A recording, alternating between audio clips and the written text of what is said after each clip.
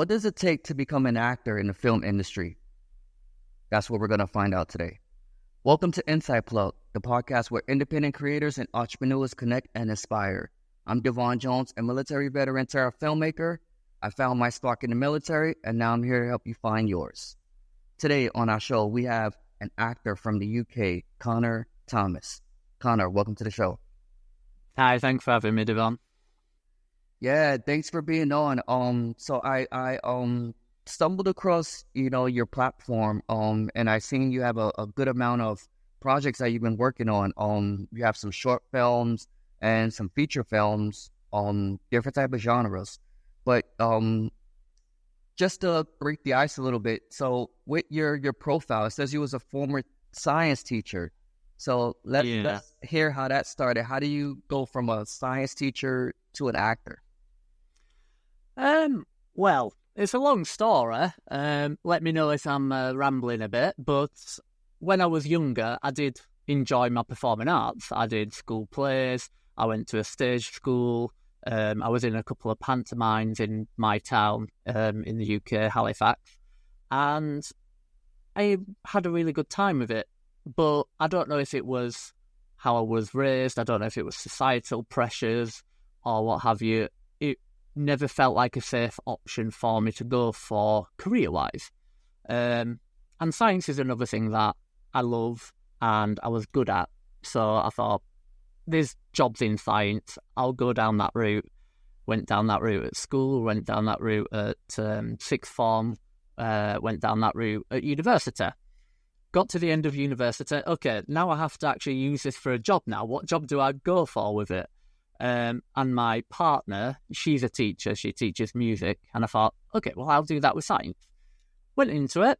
And yeah, teaching science, I love being in a classroom with the kids, chatting with them about the science, but about other things as well, getting to know them, building up a good rapport with them. And yeah, that aspect of it, absolutely great. That's not all that teaching is, though. There's so much pressure from the kids below, which you're always going to have because kids are kids. But then there's pressure from the people above you as well, squeezing down, pressure from the parents as well. COVID happened, and we all know how that went. And yeah, it just got me down and down and down in the dumps. I had a daughter. She was born in 2020. And I ended up not spending time at home. So I was neglecting my relationship with my partner and my daughter, and I knew that something had to change. And so I got out of teaching the summer of 2022, and I said to my partner, acting's the other thing I've loved to do. I've put that on hold for so long. I need to have a go now, because otherwise I'm not going to attempt it. So don't let me look for teaching jobs. I'm going to see what I can do with this acting. And yeah, it's sort of been learning on the job since then with my acting. Nice. That's awesome. All right. So you decide to pursue acting. So how did that start for you? Did you jump straight into auditions? Did you watch other films? Did you find like a genre, a theater? To be fair, it was I got a pretty bad start to it because I thought, I'll see how I do on my own to begin with, because I have a little bit of experience when I was younger, did it with my qualifications at high school, drama and what have you. And I signed up for this website, which looked like a good place to find acting roles to go for and what have you. I later found out through what I watched on the website when I was scrolling through it and whatnot for a couple of weeks, that I'd paid up front for this and it was a scam. Essentially what they did, they had the exact same castings, but the website was designed so it switched them round every time you went onto it. So it looked like there were new castings coming up when actually there wasn't. So that was quite frustrating to begin with. Still no experience in the industry. Got swindled by this website. Right, I'm going to join Facebook groups. I'm going to join other things. I'm going to find out what other people are doing to get into it. And that got me to some other websites There's one called Star Now, which is owned by the same people as Backstage, which I think you have in the US. And I was able to then get some legitimate jobs through that. Small scale things, one of the first being a superhero short film where I'm, for lack of better words, a misogynistic so-and-so, and I get my comeuppance from these super heroines. And that was fun. That was great. There was some harness work involved. There was some fight scenes, bit of acting, and I was like, yeah, this is good. I need to push this more. Again, still trying to go off my own back, but I soon became very aware through some of the other things I did, some of them unpaid, but experience on set, that actually I need to get better at what I'm doing if I want to start getting the better roles. So I started doing some in-person training with one group in the UK, started doing some online training with another thing in the UK. And in the UK, we've got Equity, which is sort of the equivalent of SAG-AFTRA in the US. And one of the goals I got from speaking with other people on set and whatnot was to get on Equity, so I'm protected, and I can use their resources, and get on something called Spotlight that we have in the UK, which is the industry standard casting directive in the UK. And it was a bit of a slog getting on them, because to get in with Equity, you've got to prove that you've been paid a certain amount to act. But I was struggling to get jobs because I wasn't with Equity and I wasn't with Spotlight. So it was a bit of a catch-22. But I stuck at it, did my training, did various little films here and there, what I could do. Same with Spotlight. And then I managed to score an agent, and they are one of the routes to getting onto Spotlight. You can go down that route, you can do a training route, and another one that I forget. So that was all looking good. I got an agent, I got on Equity, I got on Spotlight. And yeah, it's just been pushing and pushing my career since then. Awesome. All right, so let's bring it back a little bit real quick. That was a lot in that. Like a good amount of questions for that one. All right, so first you jumped into the superhero project, and you were doing stunts, like action stuff. It was, yeah. Did you have to do any training for that, or were you already kind of prepared? So this was one where the director, writer, and DOP for it, all the same guy, he was very upfront about the project. He said, I want to use this harness to sort of lift you up in the scene, and then we bring you down. Are you comfortable doing that? The fight scenes were very much, he blocked it, and they were very small scale. It wasn't a full-blown fight. It was, I throw a punch towards the person a bit slower, he speeds it up in post, and then there was also this other thing where I start with my fist on the person and then rapidly bring it backwards. He reverses that, speeds it up in post type thing. So yeah, it was all very well blocked. We were all very well looked after, and the harness work, I was fine with, because I've rock climbed, abseiled, that sort of thing before, so it was something I was comfortable with. And like I said, the director was very upfront. Are you okay doing this? Nice, that's awesome. All right, and then another one. So you named the platform Spotlight. Yeah. Can you share a little bit about that? Because when I looked at Spotlight to find out more about you, I like the layout of Spotlight and I like how it looks. I don't think we have that here in the US, but can you tell us a little bit about more of what Spotlight is? Yeah, so similar to Star Now and Backstage, you can look for castings on Spotlight. And as I say, it's sort of the industry standard in the UK. It's what most professional actors use, apart from maybe, the big Hollywood A-listers where they get people coming to them.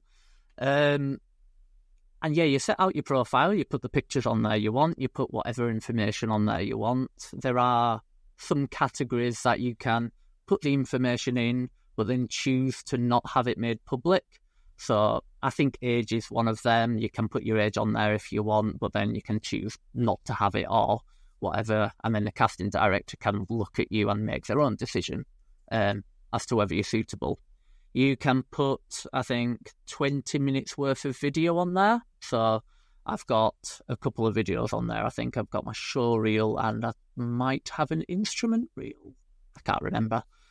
And then, your credits, you have a bit of autonomy over how you lay them out as well. So you can lay them all out as just one big list, or you can categorise them, and then casting directors who look at your profile, if they're a theatre casting director, they might not want to look at any film or TV credits. They might just want to look at your theatre, so do that. Similarly, TV directors may just want to look at your theatre stuff.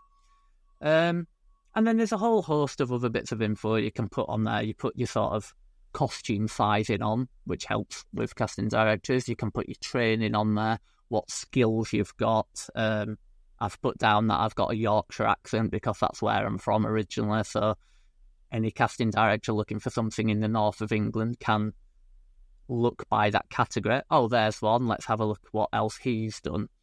And it's where your agents put you forward for roles as well. Nice. All right. So real quick, you mentioned a website that, didn't do right by you, that you found out that it was a scam, the way they had their casting set up.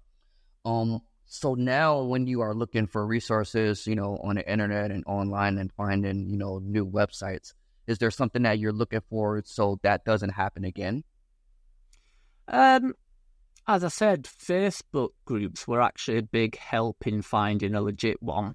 And more research. So when I found Star Now, I think that was at the point it was merging with Mandy and Backstage. And so there was a lot online about it. And Backstage do a lot of professional interviews, things like we're doing right now, other articles to help you in an acting career. And then the Facebook groups, it was really helpful to be with like-minded people who were trying the same thing. And some of them don't like the platforms that I use, some of them do. But what's good about that was I was able to help other people stay away from that website on there. Some people popped up a couple of months later, maybe saying, "We found this one, is this any good for people?"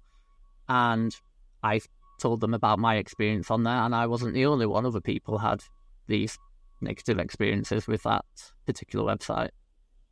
Nice. All right. So now let's dive in a little bit about some of the films, and then we're gonna talk about your interest because your interest is really interesting. So you were in a film called Savvy. You played a bartender. So how was that experience compared to the superhero film? So that one was still early days. I think that I had been acting maybe 6 months then, give or take. And that was a supporting artist role in the film originally. And there was a bit of miscommunication in what I needed for costume. So when I arrived on set, me and this other person, we didn't have quite what they were looking for.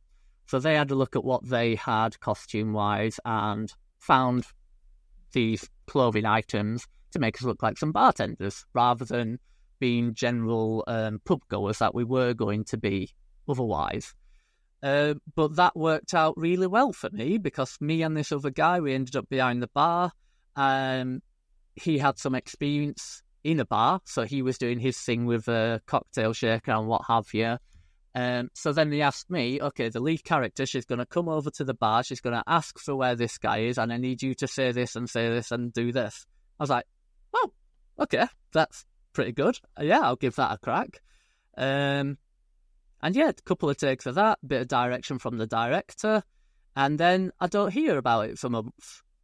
And then last month, I was doing a supporting artist role on something else, met up with someone who was on that same set with me, and we had a bit of a chat about that, a bit of a catch-up, and they said, oh yeah, it's been released, and it's not called what it was called for us, because it had a pseudonym for us. It's on Netflix, it's called Savvy. Have a look. And so I did, and I found the scene, and I went to the end of the film as well to see my credits there, which was a really nice feeling. Name's spelt wrong on the credits, but I'm used to that. And yeah, it's really cool that is my first movie technically, but a very small supporting role. And I think about my acting that I see in the movie, and I think I've come away since then, which is what I want to be the case. I want to get better as time goes on. There you go. There you go. That's awesome. That's awesome. All right. So before we jump ahead, let's tell the audience, where can they, see some of your projects? Where can they find, your social media pages? Yeah, absolutely. So, like I say, that one's Savvy. I've not actually watched the full film yet. It's on my list. But that one's on Netflix. My sort of IMDb, Connor Thomas, and I think it's Connor Thomas 4, I think is me. But in terms of, I've got Instagram, X, LinkedIn, it's all under C. Thomas Acting. Makes life easier for everyone if they're all the same thing then. And yeah, I try to post snippets of what I get up to, mainly on my Instagram, but other things as well. And there is a movie coming out soon, I believe, Halloween Massacre, which, again, that was early days with my acting. When we started that, unfortunately, for issues with the director, they had to postpone when they were doing further filming, post-production and what have you. But I believe that should be out this month. Nice. All right. Well, now that you mentioned that, something else, another question that came up to mind, and then we'll get to your interest. Yeah. So you said that something happened with the director. When it comes down to, I know you're still early in acting and the filmmaking industry, but have you experienced any other obstacles or hurdles that you had to go through? There's quite a few self-imposed obstacles, which I think is one of the biggest things actors in my position, and probably even further along in their career than I am, deal with. In that you've got to have a lot of self-belief. And surrounding yourself with the right people helps foster that. And I've been lucky in that I have some great actor people around me that add to that self-belief. But that's something I struggled with from the start. My voice as well is something that I'm not used to listening to. As you can probably tell, I've got a bit of a lisp there. And historically, at school, that was an issue. Growing up, adults, we don't care about that. But that's something that I've had to work on myself. In terms of them professional obstacles, as I say, getting onto Equity and Spotlight, there was a bit of a catch-22 in that I needed acting roles to get onto them, but I needed them to get the acting roles. But kept at it, got there. And then, so with this horror movie, the director, unfortunately, was having medical issues that they needed to tend to, got to look after yourself, which postponed things with that. But we keep in touch every now and then. I'll message them or they'll message me to see how the projects are getting on. And then there's another one, a TV series called Henry House that they've been filming a pilot for, and they've managed to get some wicked names on it. But the names they've got onto it have come out of that being postponed.